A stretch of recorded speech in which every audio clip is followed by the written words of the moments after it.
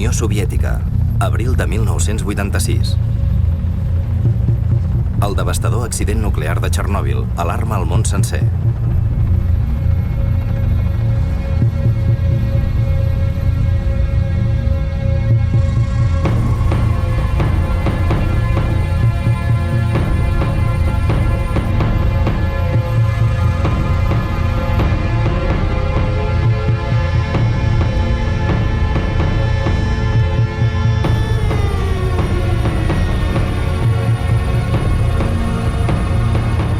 Les emissores soviètiques triguen a comunicar la notícia. Durant les primeres 48 hores, els ucraïnesos només van rebre informació puntual i consells d'auxili de les emissores occidentals. D'aquestes, Radio Liberty, que emetia des de Pals, va ser la més escoltada, per davant de la BBC, Voice of America, Radio Free Europe, Deutsche Welle i fins i tot de la televisió soviètica.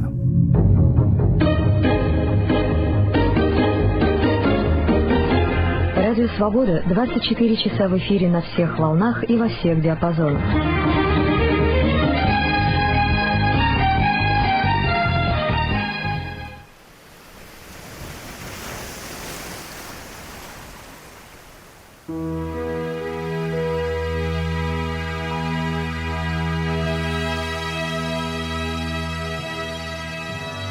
Dels ucraïnesos que escoltaven Radio Liberty en aquells moments dramàtics, molt pocs imaginaven que aquella emissió procedia d'una platja solitària de la Costa Brava.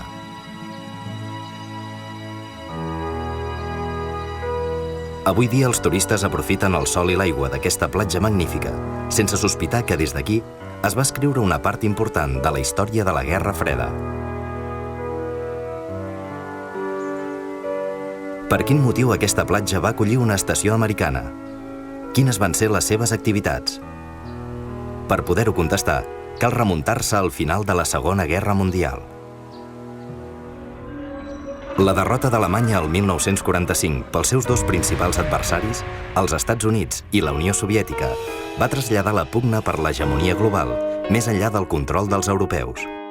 Durant els 50 anys posteriors, la defensa de l'Europa occidental enfront del bloc comunista va ser coneguda com la Guerra Freda. Els soviètics van crear un teló d'acer que incomunicava els dos mons.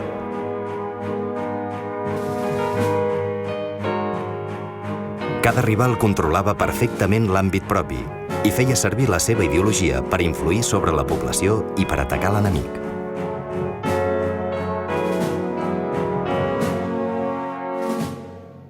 Moscow, the voice of the free people. People throughout the world listen when this voice speaks. But the warmongers from overseas do not agree. They want to frighten the people and force the American way of life on the rest of the world.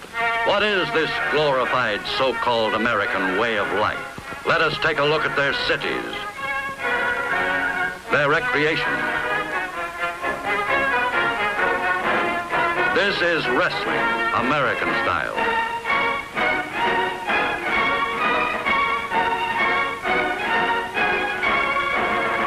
As a signal for terrorizing honest people, these gangsters, who are spread widely throughout the United States, set fire to a cross.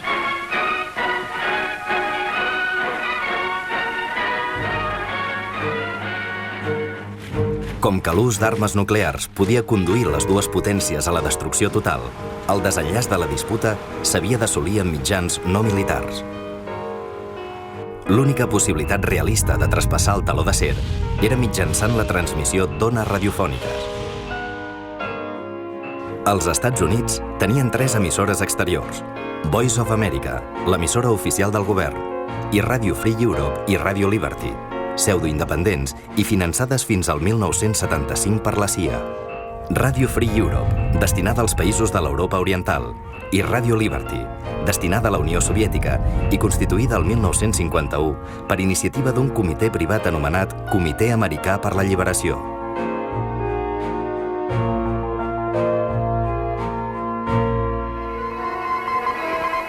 This is Radio Liberty, an independent radio network sponsored and supported by the American Committee for Liberation. a group of private American citizens devoted to aiding the oppressed peoples of the Soviet Union bring about a democratic government in their homeland.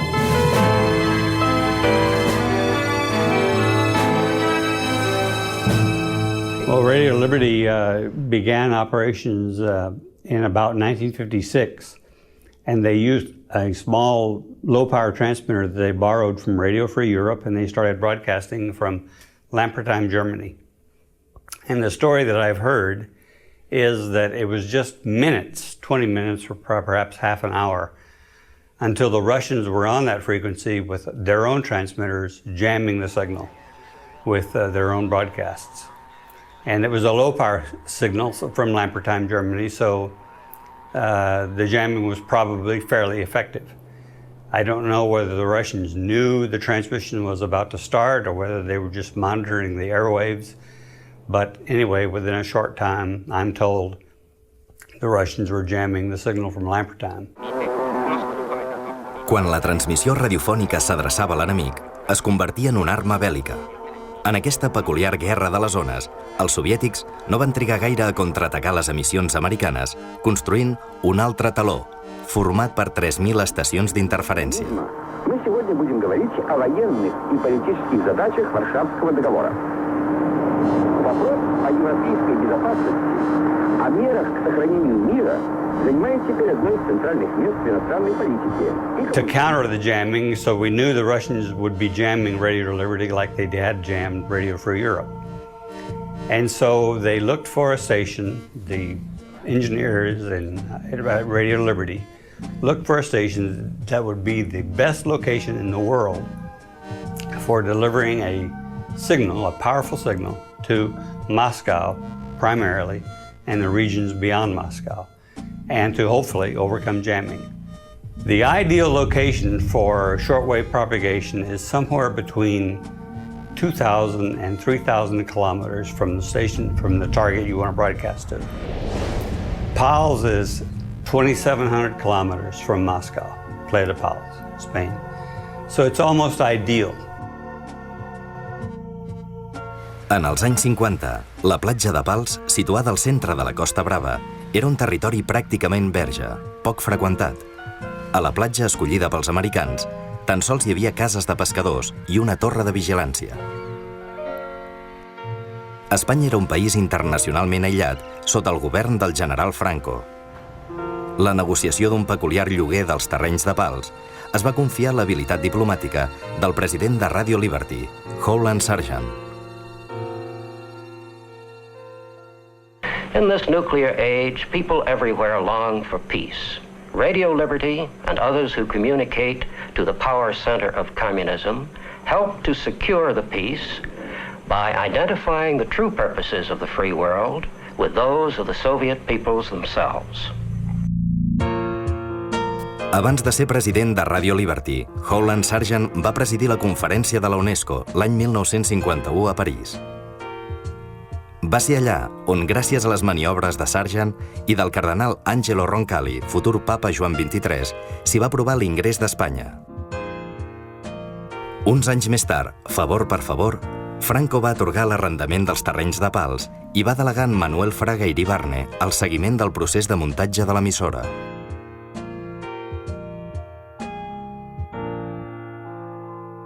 La gran paradoxa va ser que els americans, que tenien el propòsit de construir l'emissora de la llibertat, no van dubtar ni un sol moment a aliar-se amb un govern que precisament privava d'aquest dret als seus ciutadans. Pero yo recuerdo, me impresionó muy bien aquello y todo lo que me dijeron que se hacía allí, y me pareció en aquel momento la Guerra Fría un instrumento muy importante. Mis relaciones eran puramente de cortesía, ocasionales, en una visita que hice allí en algún momento que quiso verme en Madrid, pero eran relaciones absolutamente cordiales y superficiales.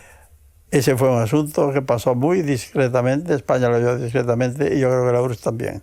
Sabía que no podía evitarlo y punto.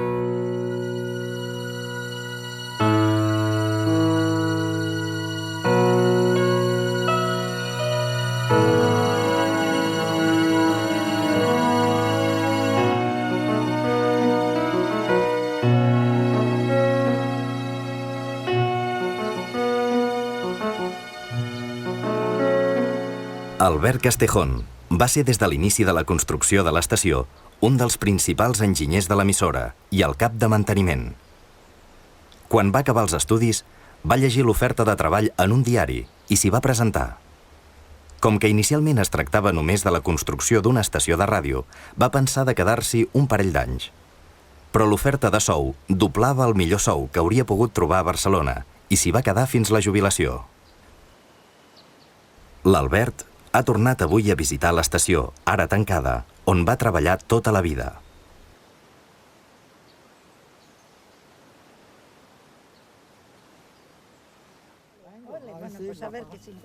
S'ha citat amb dos antics companys de feina a l'emissora, la Txelo Argüelles, asturiana, i en Vladimiro Borachok, ucraïnès. Tots viuen ara pels pobles de l'entorn, Palamós, Palafrugell.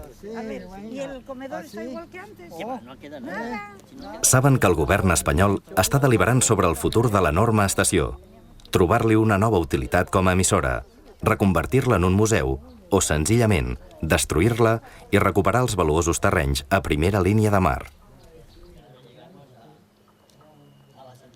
Hi ha un fort debat públic i molts interessos confrontats. Preveient el pitjor, hi volen fer una última visita, una visita íntima, que els portarà records de tota la seva vida a l'emissora. One of the technical innovations that the Powell staff came up with, and this was not done by the American staff in Washington or the American staff in Munich. This was generated and carried out primarily by the Powell's technical staff. They came up with the idea to combine 4 250,000 watt transmitters into a Group D antenna so that antenna could transmit 1 million watts and beam it towards Moscow. Íbamos para allí y es como se veía. Pero cruzaba toda la Europa, toda Siberia, porque tenía miedo que, como los alemanes avanzaban, tenía miedo que se pasaran a los alemanes. Sí, és immens. En l'època que es va construir això, clar, hem de tindre en compte que són molts anys, són quasi 50 anys. Les dificultats, tant a nivell tècnic com a nivell d'elements i maquinària per poder fer aquestes torres, quasi podríem dir que és una cosa de tipus com les piràmides d'Egipte, no? Però es van fer amb els mitjans que en aquella època es tenien a l'abast, no?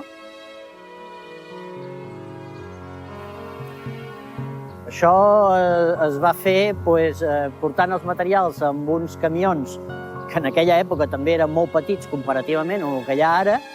Aquests trams tenen més de 7 metres, cada tram, per tant necessitàvem un camió que portés trams de 7 metres. Van vindre tots des de Barcelona fins aquí, amb dificultats per poder passar segons quins puestos i quins llocs aquests elements tan llargs i tan grossos.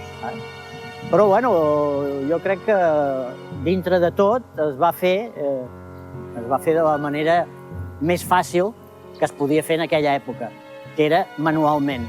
No tenint els equipaments tècnics, manualment es va fer. Era cosa d'homes i d'enginy.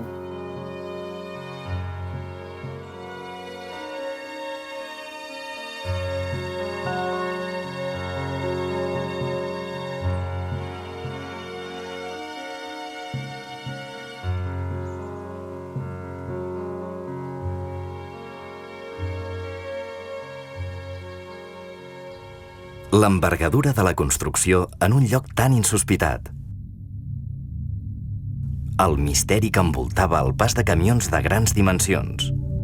Tot va contribuir a crear, entre els habitants de la zona, un ambient d'inquietud i van començar a circular tota mena de rumors.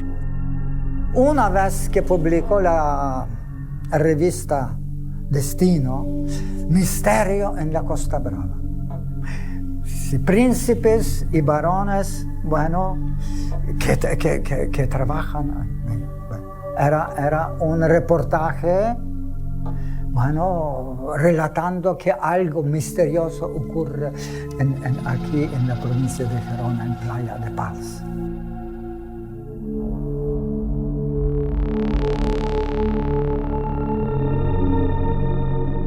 Pensaven que això era d'allò de guerra i que eren coses estranyes. La gent no ho ignorava completament, no sabien el que era. M'hi discutia amb la gent, es deien, que hi ha missils, en fi, la gent era difícil fer entendre. Que si això, que si feien una base de no sé què, que si seria una altra de no sé quantos, però la que va cridar més l'atenció va ser aquesta que diguessin que feien un allò de submarins, que els submarins entraven per sota i entrarien per sota, no, que entraven. Bueno, sí, això ja.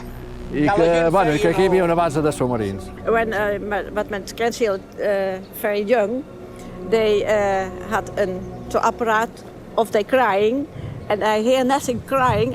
Only the sound in Russian or Polish I can understand, but there was the sound not for the children, but the sound from the radio over here. Sí que és cert que els lampistes, quan feien les instal·lacions de la casa, sentien la ràdio i sentien les emissions en rus i no sabien per què. I bé, jo tampoc no sabria explicar-ho gaire científicament, però pel que sembla, doncs, les radiacions de les emissions passaven a tot el sistema elèctric de les instal·lacions i a través d'una simple bombeta podies escoltar les emissions que feien en la emisora. Algunos decían que aquí había claves secretas para lanzarlas a los contrarrevolucionarios rusos, a los que eran contra el régimen soviético. Después, por Bagur se corrió de que las antenas eran rampas de lanzamientos de misiles. Bueno, se decía de todo, ¿no? No hi vam ser 6 que van venir i la veritat és que ens van atendre al màxim. I realment veies que la llegenda urbana, diguéssim, el que t'havien explicat que era, que no era. Vull dir que era una gent molt amable, gent normal i corrent, que t'ensenyaven que vivien, que menjaven, que feien una vida normal, no? I la veritat a mi em va fer molta il·lusió. Per bé que els rumors no tenien fonament i que la platja era freqüentada pels nadius i cada cop per més turistes, sobre l'estació sempre va pesar un constant recel i sempre hi havia algú disposat a imaginar alguna teoria nova. Estaven a la platja i al meu darrere es van posar una parella gran de persones que parlaven anglès. No sé si eren anglesos o no, però parlaven anglès.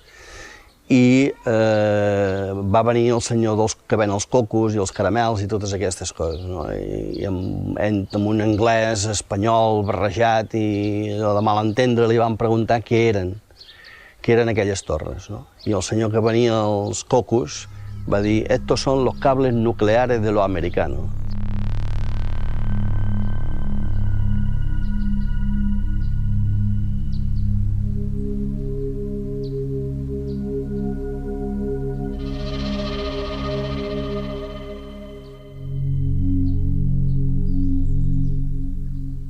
L'estació es va convertir en un recinte amb tots els serveis necessaris per funcionar de manera autònoma, fins i tot un servei propi de benzina per als cotxes i per als transformadors de dièsel. Però com que els subministraments es compraven als pobles del voltant, tothom hi sortia guanyant.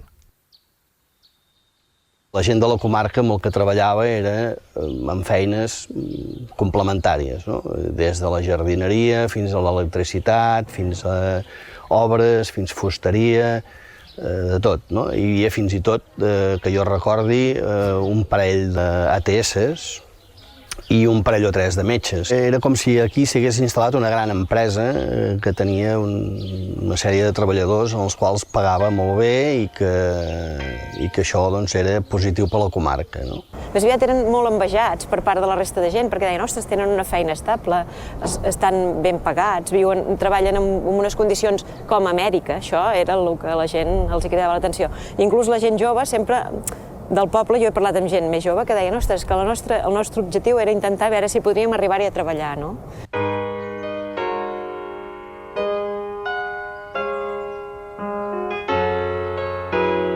Les condicions econòmiques a Ràdio Liberty eren molt bones. A part del salari, hi havia unes condicions d'ajudes familiars, com podien ser per estudis dels nens, que pagaven part del col·legi, després els pisos, els lloguers dels pisos, que també pagaven part, després hi havia unes assegurances molt bones, i això feia també que la vida i el treball fos molt més agradable i més bo econòmicament, clar. Era curiós que la gent del poble de les rodalies, podem dir Palamós i Palafrugell, érem coneguts nosaltres per les... No, aquells són els de Pals, aquell, he llogat un pis al de Pals, he vengut la carn al de Pals. O sigui, nosaltres érem els de Pals, i els de Pals eren els que treballàvem amb els americans.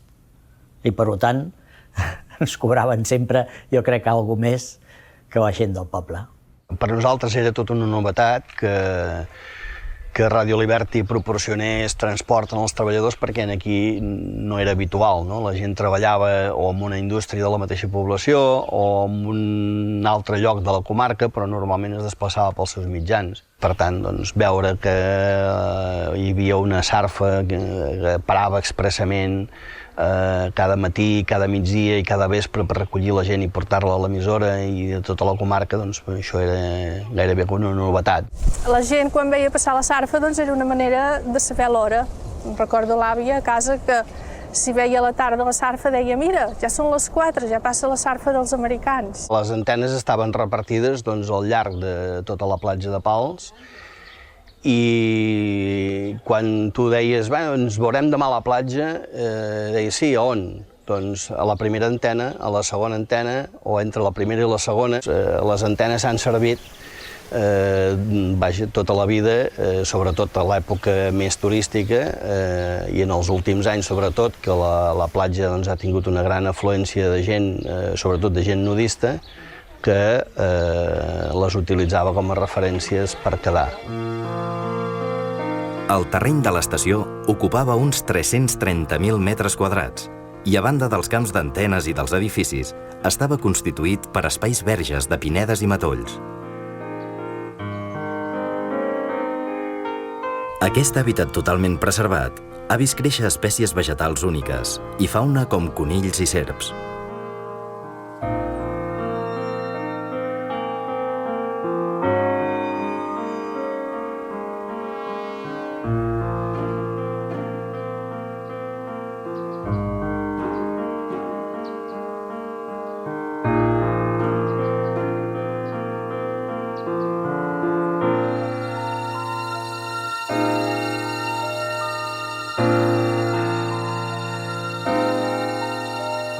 També hi havia un parell de cases de pescadors que la direcció de la ràdio va fer restaurar. El perímetre de l'estació estava format per una doble tanca de filferro i estava vigilada per un equip de seguretat privada. Aquestes particularitats feien que algunes persones la confonguessin amb una base militar, però en realitat ni a l'estació hi havia cap soldat ni l'emissora tenia cap vincle amb cap autoritat militar ni cap tipus de dependència. En canvi, era molt més desconeguda una base americana petita situada sobre l'Estartit. Era una base del tipus Loran, dedicada a la transmissió contínua d'un senyal de navegació per a les flotes americanes i, consegüentment, depenia de la Navy. Aquesta base, amb una vintena de militars, no tenia cap relació amb Radio Liberty. It's early morning along the rugged Costa Brava, the Mediterranean shore of Spain. Past a 2,000-year-old Phoenician lookout tower built to guard against pirates, a Spanish antenna tower technician hurries to get to work on time. At Radio Liberty's Costa Brava site, the transmitter in this one room is 500,000 watts. The most powerful United States domestic radio stations are 50,000 watts. And the huge power plants to keep all this equipment operating form another part of the solution.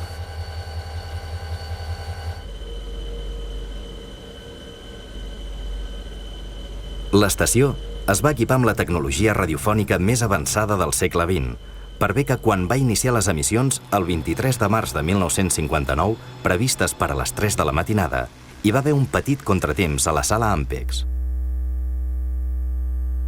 El que lo pulsó fue un señor que se llamaba Blasco. Él mismo lo contaba así, que pulsó en lugar de play, pulsó rewind, que es para atrás, para rebobinar, y la cinta tiró para atrás, pero yo creo que fue menos de 5 minutos, ¿no? No, pero se salió a las 3 y 5. Ah, salió y 5. Bueno, pues entre eso y los nervios que tenían, porque aquí había una expectación, estaban todos esperando, pendientes, y la cinta para atrás, ¿no? Claro, entonces se salió del carril, entonces se tuvo que estirar, pasar por los rodillos, volver a empalmar, ponerla a punto, escuchar dónde empezava. A l'estació de Pals hi havia 6 transmissors i 4 antenes de cortina, disposades al llarg del 1,5 quilòmetres de platja i amb el mar al davant com a mirall reflector. El senyal poderós d'1 milió de watts, amb un angle òptim de 4,3 graus, rebotava la ionosfera i arribava a Moscou. A partir d'aquí, seguia rebotant sobre Sibèria i al voltant de tot el planeta, fins que finalment era rebut en una petita barraca a Sant Climent de Peralta, 10 quilòmetres a l'interior de Pals. Les característiques de propagació a la ionosfera canvien durant el dia. Algunes freqüències es propaguen al matí, altres durant tot el dia i altres de nit, si parlem de la direcció oest-est. Aquestes freqüències, en períodes determinats del dia, no poden ser interferides d'est a oest, perquè no hi ha propagació. Quan Espanya és de dia, ja és de nit a Sibèria, on estaven localitzats els transmissors soviètics. Per tant, Espanya oferia una finestra d'entre 2 i 3 hores diàries, durant les quals es podia emetre sobre la URSS, sense que des de Sibèria ni des de l'est hi poguessin interferir. Això els americans ho anomenaven Twilight Immunity, immunitat del capvespre. Malgrat que la missió assignada a l'estació era bàsicament tècnica i logística, Pals necessitava igualment intèrprets i traductors per tal d'assegurar la transmissió correcta dels seus programes. La selecció d'aquesta mena de personal era una feina delicada, perquè els candidats, residents a l'Espanya feixista, però lògicament amb algun vincle amb l'Europa de l'Est o la Unió Soviètica, podrien tenir simpaties prosoviètiques o dissimular operacions d'espionatge en favor de l'URSS.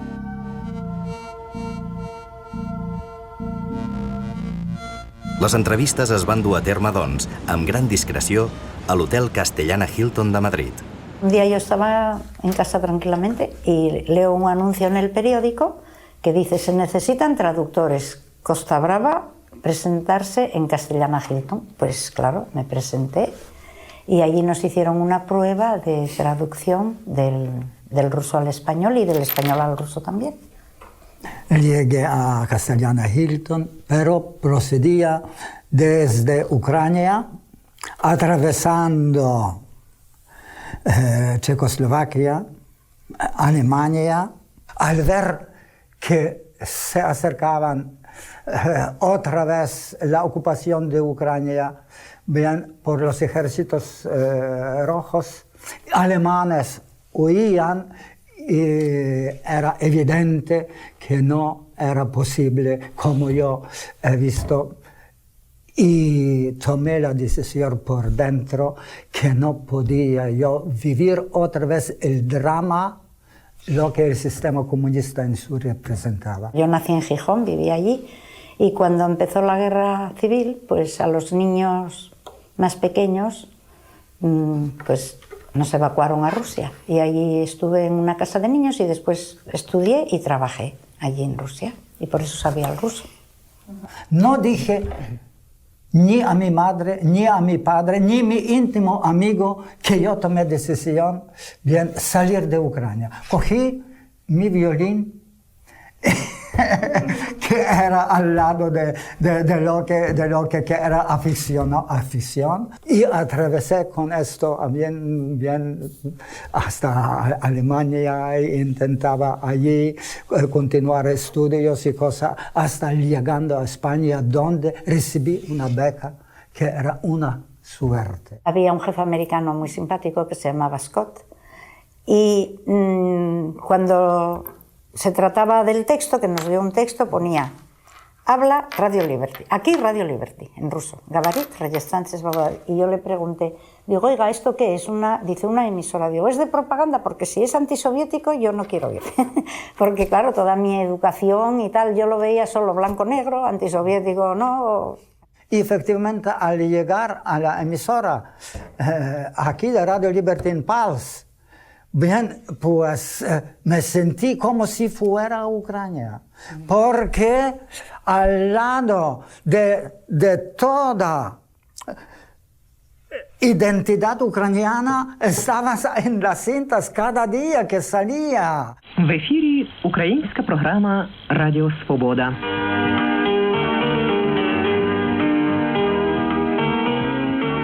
Radio Liberty redactava i enregistrava la major part dels seus programes a Nova York i a Múnich, dues localitzacions molt distants de Pals, i funcionava sense interrupció 24 hores al dia. Inicialment els processos de lliurament van ser molt rudimentaris, però amb el temps van anar millorant. Al principi de tot venien per avió cada dia les cintes, es tenien que anar a recollir a Barcelona i portar-les aquí. Després ja va ser per línia telefònica, unes línies especials que es deien musical i d'ordres, i es rebien els programes. Més endavant es va muntar un centre de recepció a Sant Climent de Peralta per rebre-ho via ràdio, per si un cas fallaven els altres sistemes. Després es va passar una altra vegada a la línia telefònica perquè ja tenia més bona qualitat, i més tard ja via satèl·lit es rebien els programes, que és com si diguéssim al final ja d'aquí. Arribaven en aquesta sala, aquí es classificaven per les diferents hores, les diferents freqüències i els diferents transmissors, i s'enviava l'àudio a cada un, corresponent a cada un, a l'hora corresponent. I així les 24 hores del dia, clar. Se emitía de aquí en 17 idiomas.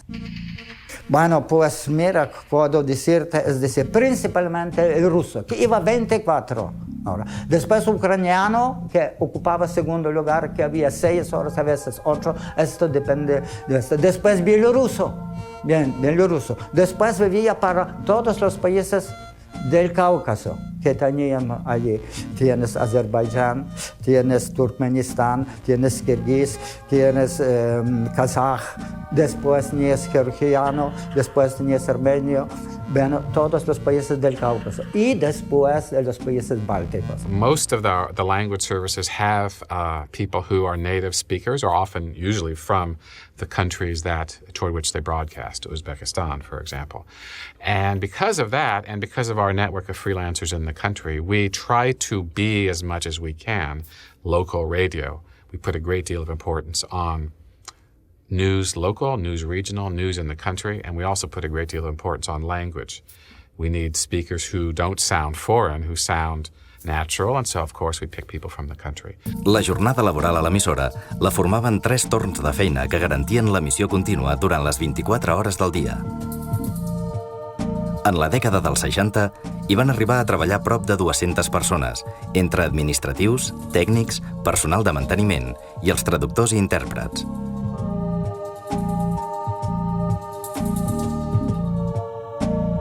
Era un món petit, que celebrava el 4 de juliol i el Dia d'Acció de Gràcies, però que alhora també celebrava les festes espanyoles. I remember that when the chief engineer there, Rafael Moreno, retired, we had that was a very big party we held for him. He had been at the station, I think, almost since the beginning. He was their chief engineer, and we had a nice luncheon for him away from the station. I forget the location, but it was nearby. Éramos una familia más bonita que conozco en el mundo. Aquí había de todas las ideologías, de todas. Señora. Había desde derecha a derecha que algunos jefes, había sindicalistas, había socialistas, y él un día me dijo, un día Ucrania, esto sí que me acuerdo, un día Ucrania será libre. Y yo digo, uy, esto tú no lo verás como tus propias orejas, que era lo que decía Stalin a los que represaliaba, Decía, tú la libertad no la ves ya. Y él y yo discutíamos muchísimo de política. Pasa que además de lo que era el trabajo en sí, teníamos muchísimas actividades. Teníamos una biblioteca. Después, aparte de esto, iban a jugar muchos al tenis. Incluso hicieron un partido de fútbol entre un grupo y otro. Luego celebrábamos todas las fiestas de Navidad, una hermandad total con una gran comida y una confraternidad. Invitábamos a los que ya se habían jubilado otros años. Y no, la relación era muy buena, Incluso había que Ina, que había teatro, que yo bailaba chumac, ¿no te acuerdas? Hicimos obras. Y teníamos el padre Eire, que estaba, él... Sí, adjudicado a la empresa y en nómina de la empresa, un cura que era de Galicia, se llamaba Eire, Emilio Eire, y era muy majo. Que fue el que me casó a mí. Vino de Galicia a casarme a mí, porque yo me casé con uno también de aquí de la empresa, de transmisores. Era admirable la convivencia. Els blocs de la programació venien organitzats des de Nova York i Múnich, un cop supervisats i censurats.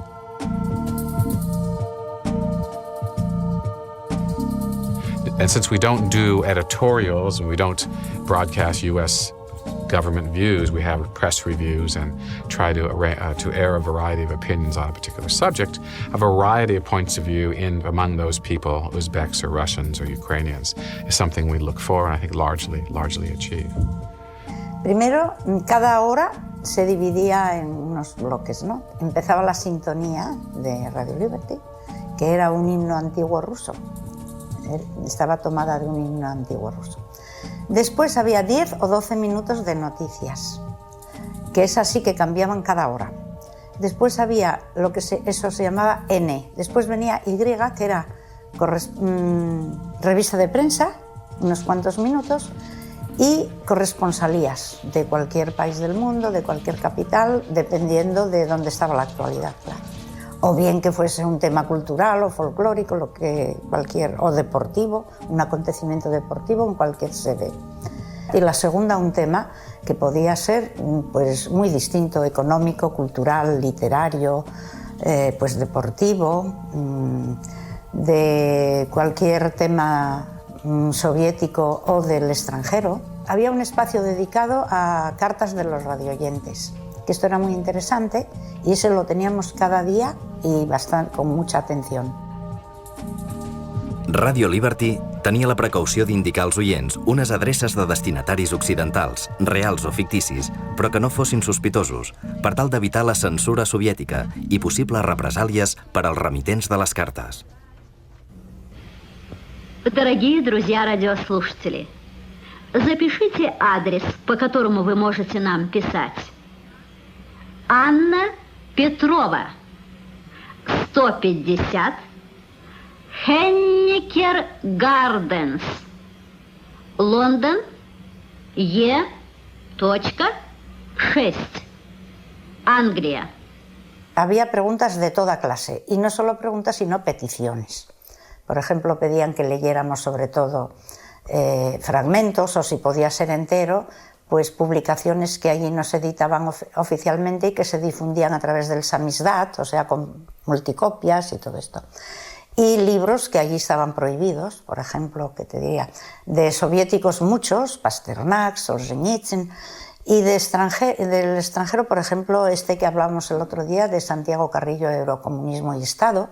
Era una crítica en la que yo hablaba de la existencia de un sistema que formalmente, en algunos aspectos, se parecía al fascismo. No era una dictadura del proletariado, sino una dictadura sobre el proletariado. Hombre, si hubiera sabido que lo iba a dar, lo iba a transmitir Radio Liberty, a lo mejor no lo hubiera escrito. No lo hubiera escrito, pero ese libro yo lo escribí sobre todo para los españoles, tuvo una gran trascendencia. Comprendo que Liberty utilizara ese libro contra el sistema soviético, lo comprendo, pero ese libro estaba hecho no para destruir a la Unión Soviética y para destruir el sistema soviético, sino para la democratització d'ese sistema. També hi havia blocs de programació dedicats a la música. Inicialment, Radio Liberty no en podia emetre, perquè l'audició musical era molt sensible a les interferències radiofòniques.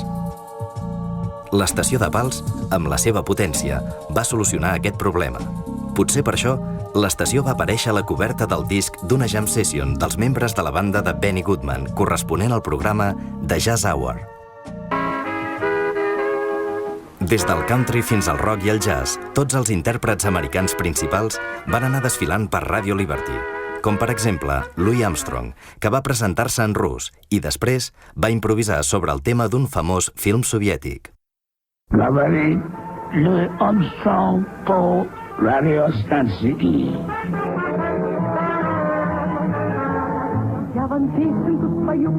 Yo creo que la labor más importante fue la informativa y el hacer despertar un poquito a la gente, no para destruir el sistema que tenían, que esto yo no creo que fuese la misión, sino para informarles de cómo era su propia vida, cómo vivían sus intelectuales perseguidos. No sabían ni siquiera que por cualquier disidencia pues se iban a la cárcel.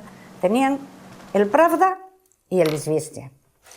Y el Pravda quiere decir verdad, Izviestia quiere decir noticias. Y la anécdota que corría era, en el Pravda, o sea, en la verdad no hay noticias y en las noticias no hay verdad. Si había alguna especie de propaganda, era tan sutil que era, por ejemplo, cómo vive un granjero americano, cómo pasa el día, o cómo su nivel cultural, o cómo es las universidades. Este sentido, para que ellos también se enteraran cómo se vivía en Occidente, ¿no? Más bien era un poco sutil la propaganda. Since the 70s, we have had a government-appointed body called the Broadcasting Board of Governors now, and their job is to make sure that there is no government influence on our news and broadcasting.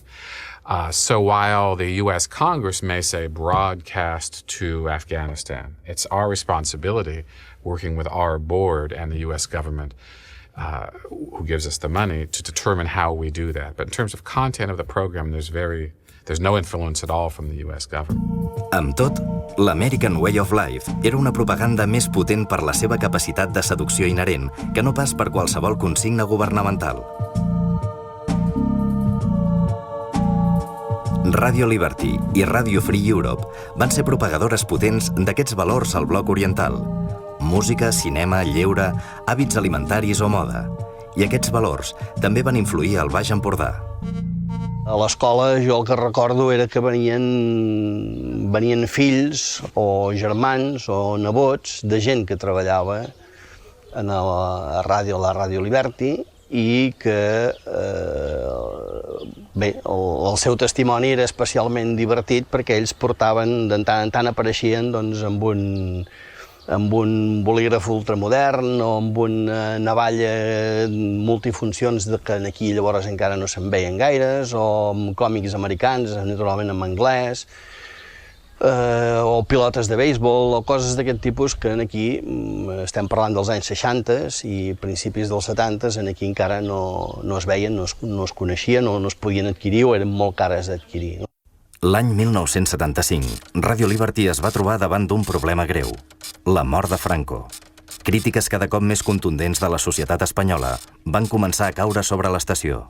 És a dir, per la gent que d'alguna manera hem tingut alguna inquietud social o alguna inquietud política, la presència de l'emissora està clar que representava el que representava, no? És a dir, el peu de l'imperialisme yanqui en l'Espanya franquista a través d'acords d'amistat per poder fer una activitat anticomunista, no? Representava això i contra això s'hi lluitava, i jo recordo que a la universitat, per exemple, quan es feia la relació d'activitats yanquis que calia denunciar i queixar-se i combatre, entre elles hi havia, evidentment, Radio Liberty. Para mí era incomprensible cómo en España, que iba a la democracia porque Franco había muerto, claro, y primero lo que los partidos políticos surgieron y se lanzaron todos contra Radio Liberty para cerrarlo. Y venían aquí los corresponsales, entrando en el campus, tenían la ansia de cerrarlo. Yo digo, pero hombre, ¿os duelen estos torres soberbios, pero lo importante es lo que sale de estas torres, es el contenido. Y digo, ¿cómo no podéis oír los programas de lo que sale? No podéis saber lo que es Radio Liberty. Entonces ponéis antenas contra los pueblos de la URSS. Yo digo, os habéis equivocado, porque debías haber titulado Antenas de paz, de Radio Liberty, son antenas para los pueblos de la URSS. When the Franco government evidently was deposed, a couple of years after that, the agreement to broadcast from Powell's expired. So for, I think it was 12 or 14 years, from 1975 roughly to 1990, we operated from Powell's without an official agreement. We were operating based upon the old expired agreement. And the Spanish authorities were happy with that. The American authorities may not be happy with it, but we were satisfied with that arrangement as long as we could continue to broadcast. Amb l'ensorrament de l'URSS, el Congrés americà es va començar a preguntar si estava justificat continuar finançant l'emissió de l'estació. El govern americà la va oferir a altres emissores aliades sense èxit.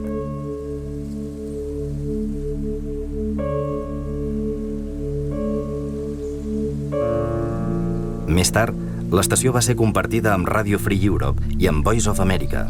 Però tot i així, el 25 de maig de 2001, la nova generació en el govern de Washington va imposar una solució definitiva.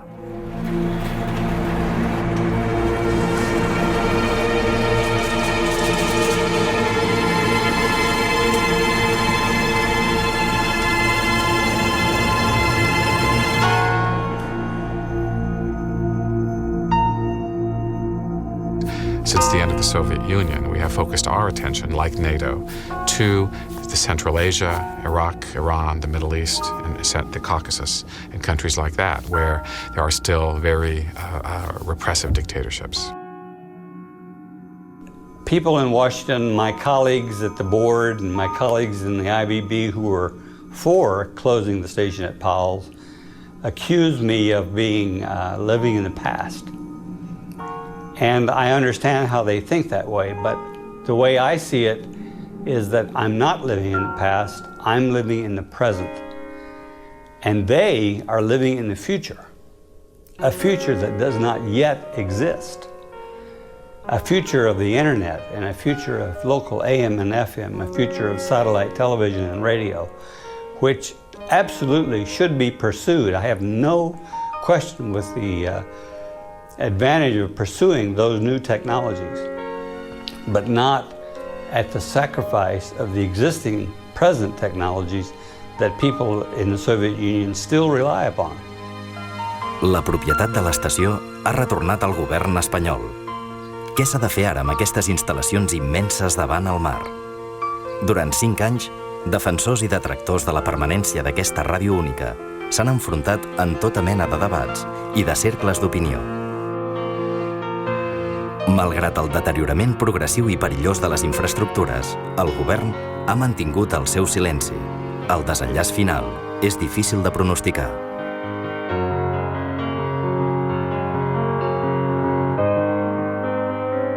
Mire usted, yo prefiero conservar los libros de Steinbeck o de Hemingway o de John Dos Passos o de cualquiera de los grandes escritores americanos que están ahí en mi biblioteca, a conservar esas ruinas de un arma, al final era un arma, de un arma que no existía para extender la cultura, sino para atacar otros pueblos.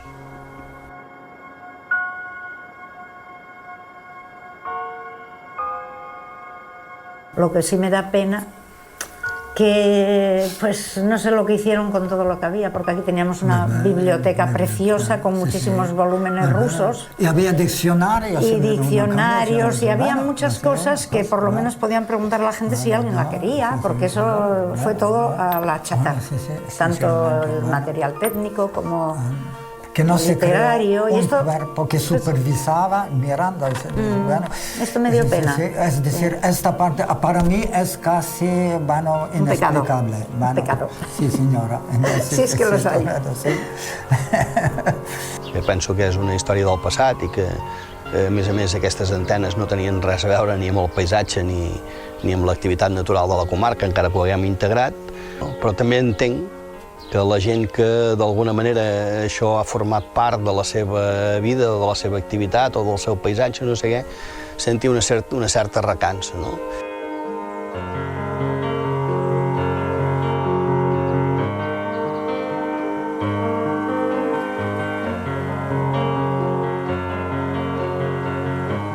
Això ha sigut per mi un error.